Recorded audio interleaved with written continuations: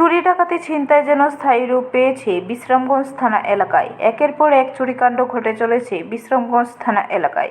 দোকানে চুরি, বাইক চুরি, বাড়িঘরে চুরি, গবাদি পশু চুরি। বিশ্রামগঞ্জ থানার পুলিশ নীরব দর্শকের মতো সবকিছু দেখে চলেছে বলে অভিযোগ গ্রামের মানুষের। সোমবার দিন গভীর রাতে বিশ্রামগঞ্জ থানার অন্তর্গত লুনথাইছড়া এলাকায় অসহায় গৃহস্থ রহিম মিয়ার বাড়িতে হানা দেয় চোরের দল। ঘরের দরজা ভেঙে নিয়ে যায় রহিম মিয়ার ৮০,০০০ টাকা দামের দুগ্ধবতী গাভী। মঙ্গলবার দিন সকালবেলা ঘুম থেকে উঠে রহিম মিয়া এবং তার স্ত্রী দেখতে পায় গবাদি পশুর ঘরের দরজা ভাঙা। দৌড়ে গিয়ে দেখতে পায় তাদের দুগ্ধবতী গাভীটি নেই। রাতের আধারে বিশ্রামগঞ্জ থানা পুলিশের টহলদারি না থাকার কারণে দিনের পর দিন ঘটে চলেছে বিশ্রামগঞ্জ থানা এলাকায় চুরি, ডাকাতি, ছিনতাইয়ের মতো ঘটনা।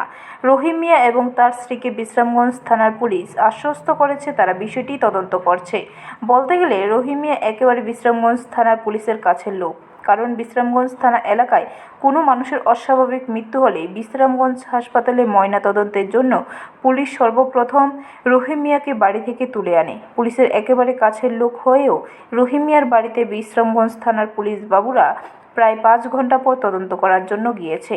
দুর্গাপূজা ঘনিয়ে আসতে প্রতি বছরের নেই এবছরও শুরু হয়েছে বিশ্রামগঞ্জ থানা এলাকায় একের পর এক চুরি, ছিনতাই কাণ্ড।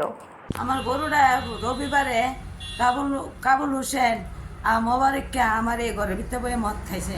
খাইয়া সেরা কইছে গরুরি কার।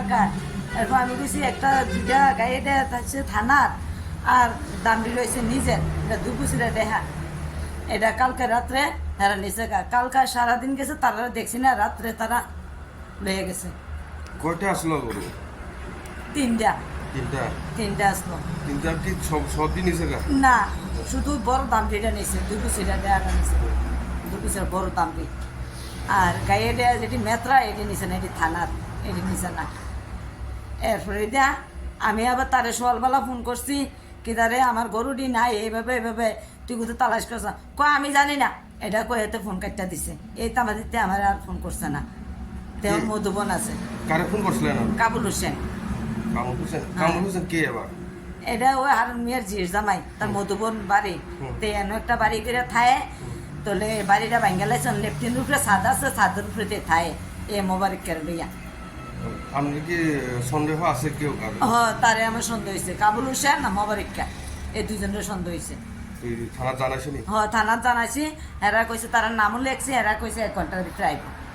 অন্য আইছে না। থানা জানাইছি না? থানা জানাইছি। এটা কোন জায়গা আসলো? গরুরা পাড়াটা নাকি?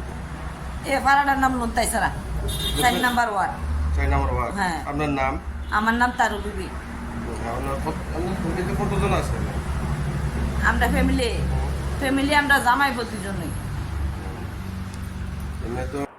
ব্যুরো রিপোর্ট, খবর ত্রিপুরা।